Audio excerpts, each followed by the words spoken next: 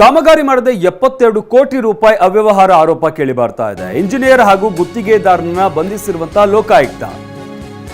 KRDL ಕಾರ್ಯನಿರ್ವಾಹಕ engineer ಚಿಂಚೋಳ್ಕರ್, ಗುತ್ತಿಗೆದಾರ ದೇವರಾಜ್ ಇಬ್ಬರನ್ನು ಕೂಡ ಲೋಕಾಯುಕ್ತ ಅಧಿಕಾರಿಗಳು ವಶಕ್ಕೆ ಪಡೆದಿದ್ದಾರೆ.